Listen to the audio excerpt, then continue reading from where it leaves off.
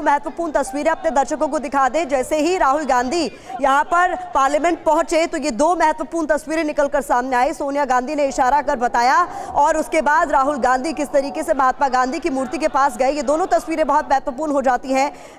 राहुल गांधी महात्मा गांधी की मूर्ति के पास गए, वहां पर पुष्प अर्पित किए, उन्हें प्रणाम किया और उसके बाद फिर वो अंदर की तरफ गए। इस दौरान हालांकि मीडिया कर्मियों ने बात करने की कोशिश की तो कुमार विक्रांत ही बेहतर बता पाएंगे। कुमार, उस दौरान उनसे क्या कुछ सवाल पूछे गए जिस पर हालांकि जवाब राहुल गांधी ने नहीं दिया, और क्या यही रणनीति है कि जो भी बोलूंगा सदन के भीतर ही बोलूंगा?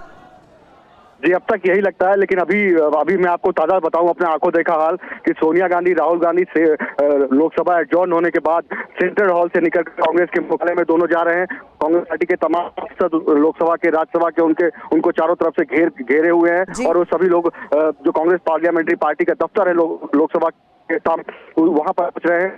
वहां पर रणनीति तैयार की जाएगी। राहुल गांधी लगातार सोनिया गांधी से बात करते हुए सेंट्रल हॉल से जो पार्टी का मुख्यालय वो पहुंचे। जी, हम आपसे दोबारा संपर्क करने की कोशिश करेंगे। कुमार, आपकी आवाज़ हम तक ठीक से नहीं पहुंच पा रही। आनंद प्रकाश पांडे, अगर आपने मेरा सवाल सुना हो तो फिर से हम इसी पर चर्चा कर रहे हैं एक बार फिर से कि कितना महत्वपूर्ण हो जाता है अब आगे क्या रणनीति होगी इंडिया अलायंस की, क्योंकि अब राहुल गांधी की वापसी हो गई है। अब जितने भी दिन बचे हैं, क्योंकि अविश्वास प्रस्ताव पर चर्चा कराना भी बहुत बड़ी चुनौती है विपक्ष के लिए।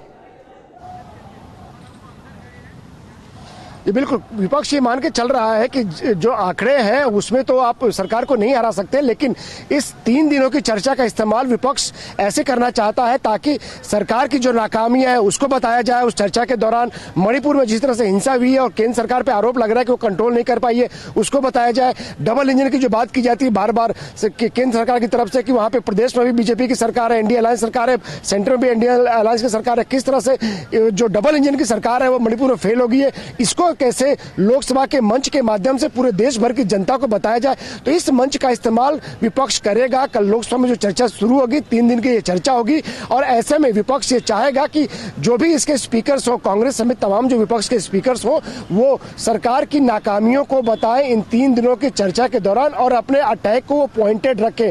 और जाहिर तौर पर जब जो अटैक होगा विपक्ष का, अगर उसको राहुल गांधी लीड करेंगे तो ऐसे में आक्रामक होना स्वाभाविक है और ऐसे में विपक्ष ये चाहता है कि हम सरकार को आईना दिखाए, जनता के सामने सरकार की जो नाकामियां उसको ले जाए। और अब जबकि लोकसभा चुनाव की उल्टी गिनती शुरू हो गई है और सामने मध्य प्रदेश, छत्तीसगढ़, राजस्थान के चुनाव है, तो विपक्ष इस मौके का पूरा इस्तेमाल करना चाहेगा सरकार की नाकामियों को बताने के लिए। और राहुल गांधी के आने से जो उनकी रणनीति है उसको जाहिर तौर पर धार मिलेगी, क्योंकि भले ही प्रदेश, माफ कीजिएगा, भले ही कांग्रेस अध्यक्ष मल्लिकार्जुन खड़गे हैं, लेकिन ये बात किसी से छिपी नहीं है कि जो भी इनकी रणनीति बनती है वो राहुल गांधी बनाते हैं, राहुल गांधी का उसमें हाथ होता है। और ऐसे में अगर राहुल गांधी खुद या हर रणनीति में, हर बैठक में शामिल होंगे तो जाहिर तौर पे उनकी रणनीति और आक्रामक होगी और ज्यादा सरकार पे वो हमले उनके तेज होंगे।